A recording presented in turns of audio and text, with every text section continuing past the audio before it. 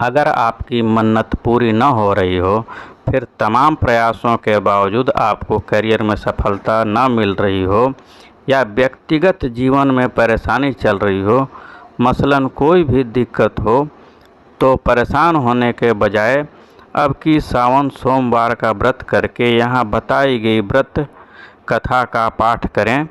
मान्यता है कि सावन सोमवार के दिन अगर व्रत रखकर इस कथा का पाठ किया जाए तो जातकों की मनचाही मुराद पूरी हो जाती है। एक साहूकार था जो भगवान शिव का अनन्य भक्त था। उसके पास धन धान्य किसी चीज़ की कमी नहीं थी, लेकिन उसकी कोई संतान नहीं थी और इसी कामना को लेकर रोज़ शिव जी के मंदिर जाकर दीपक जलाता था। उसके इस भक्तिभाव को देखकर एक दिन माता पार्वती ने शिव जी से कहा कि प्रभु, यह साहूकार आपका अनन्य भक्त है, इसको किसी बात का कष्ट है तो आपको उसे अवश्य दूर करना चाहिए। शिव जी बोले कि हे पार्वती, इस साहूकार के पास पुत्र नहीं है, यह इसी से दुखी रहता है।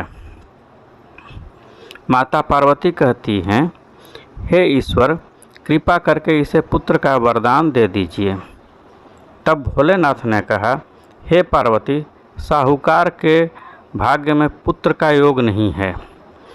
ऐसे में अगर इसे पुत्र प्राप्ति का वरदान मिल भी गया, केवल 12 वर्ष की आयु तक ही जीवित रहेगा।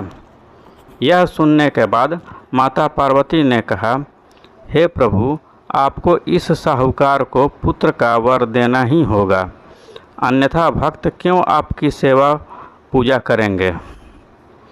माता के बार बार कहने से भोलेनाथ ने साहूकार को पुत्र का वरदान दिया, लेकिन यह भी कहा कि वह केवल 12 वर्ष तक ही जीवित रहेगा। साहूकार यह सारी बातें सुन रहा था, इसलिए उसे न खुशी हुई और न ही दुख। वह पहले की तरह भोलेनाथ की पूजा अर्चना करता रहा। उधर सेठानी गर्भवती हुई और 9वें महीने में उसे सुंदर बालक की प्राप्ति हुई। परिवार में खूब हर्षोल्लास मनाया गया, लेकिन साहूकार पहले की तरह ही रहा। उसने बालक की 12 वर्ष की आयु का जिक्र किसी से भी नहीं किया। जब बालक 11 वर्ष की आयु हो गई तो एक दिन साहूकार की सेठानी ने बालक के विवाह के लिए कहा। तो साहूकार ने कहा वह अभी बालक को पढ़ने के लिए काशी जी भेजेगा। इसके बाद उसने बालक के मामा जी को बुलाया और कहा कि इसे काशी पढ़ने के लिए ले जाओ और रास्ते में जिस भी स्थान पर रुकना, वहाँ यज्ञ करते और ब्राह्मणों को भोजन कराते हुए आगे बढ़ना। उन्होंने भी इसी तरह किया और रास्ते में जा रहे थे तो रास्ते में एक राजकुमारी का विवाह था। राजकुमारी का जिससे विवाह होना था वह एक आंख से काना था। तो उसके पिता ने जब अति सुंदर साहूकार के बेटे को देखा तो उसके मन में आया कि क्यों न इसे ही घोड़ी पर बिठाकर शादी के सारे कार्य संपन्न करा लिए जाएं।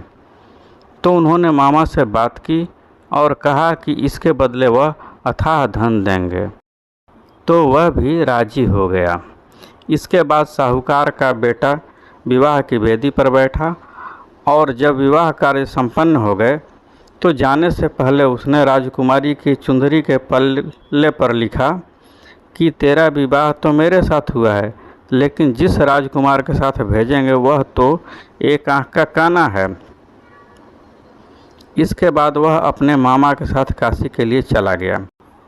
उधर जब राजकुमारी ने अपनी चुनरी पर यह लिखा हुआ पाया तो उसने राजकुमार के साथ जाने से मना कर दिया। तो राजा ने भी अपनी पुत्री की बारात के साथ विदा नहीं किया। बारात वापस लौट गई और मामा और भांजे काशी जी पहुंच गए थे। एक दिन जब मामा ने यज्ञ रचा रखा था और भांजा बहुत देर तक बाहर नहीं आया तो मामा ने अंदर जाकर देखा तो भांजे के प्राण निकल चुके थे। वह बहुत परेशान हुए, लेकिन सोचा कि अभी रोना पीटना मचाया तो ब्राह्मण चले जाएंगे और यज्ञ का कार्य अधूरा रह जाएगा। जब यज्ञ संपन्न हुआ तो मामा ने रोना पीटना शुरू किया। उसी समय शिव पार्वती उधर से गुजर रहे थे तो माता पार्वती ने शिव जी से पूछा, हे प्रभु, ये कौन रो रहा है? तभी उन्हें पता चला कि यह तो भोलेनाथ के आशीर्वाद से जन्मा साहूकार का पुत्र है। तब माता पार्वती कहती हैं, हे स्वामी, इसे जीवित कर दें, अन्यथा रोते रोते इसके माता पिता के प्राण निकल जाएंगे। तब भोलेनाथ ने कहा, हे पार्वती, इसकी आयु इतनी ही थी, सो वह भोग चुका। लेकिन माँ के बार बार आग्रह करने पर भोलेनाथ ने उसे जीवित कर दिया। लड़का ओम नमः शिवाय करते हुए जी उठा और मामा भांजे दोनों ने ईश्वर को धन्यवाद दिया और अपनी नगरी की ओर लौट चले। रास्ते में वही नगर पड़ा और राजकुमारी ने उन्हें पहचान लिया।